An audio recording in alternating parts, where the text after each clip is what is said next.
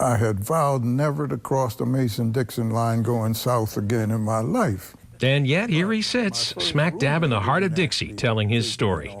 You see, he had some bad experiences in the South as a young man. He grew up in the mostly desegregated North, in and around Detroit, Michigan. In 1943, he was drafted into the Army. He and a handful of black recruits were sent to Georgia to be trained as medics. He was 21. He'd heard about the racial tensions in the South. Now he would experience it firsthand. We had various problems because the Army was segregated then, for sure. He was assigned to the 366th Infantry Regiment, attached to the 92nd Division, one of a few segregated all-black units called the Buffalo Soldiers.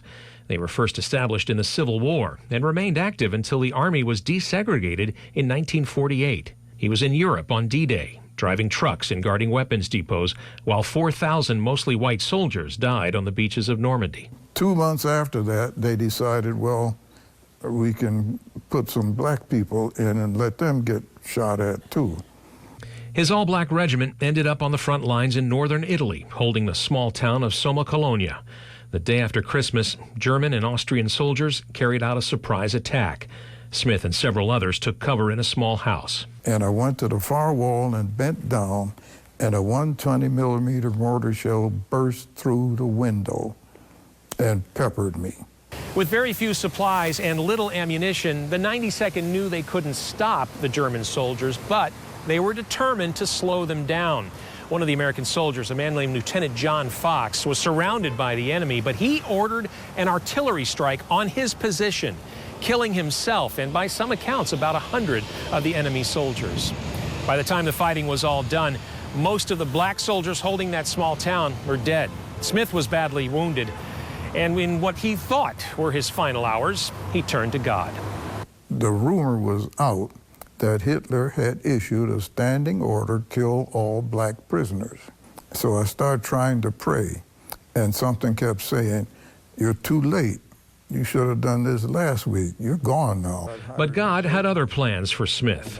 He and several others were taken prisoner, eventually ending up at a POW camp in southern Germany.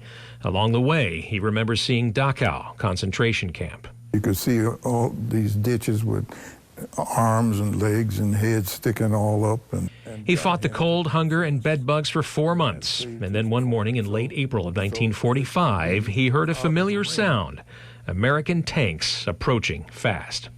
And then we saw the swastika come down off the headquarters post and the stars and stripes go up. And that's when I cried and I saw other men crying. He still proudly flies the flag. He has a Purple Heart and a Bronze Star, symbols of his service and sacrifice. Oh, and remember the vow he made to never cross the Mason-Dixon line again? Well, he broke that on a road trip to Huntsville after the war. He met and eventually married Dorothy, who had graduated from Oakwood University. He earned 5 degrees, including a Ph.D., and he fought segregation and prejudice right here in North Alabama. I became the 4th black registered voter in Madison County. These days, he shares his stories to keep the memory of the brave men of the 92nd Infantry alive and to bear witness to what he sees as a larger fight that is far from over. I have seen a lot of changes, and then I've seen folk who just could not change.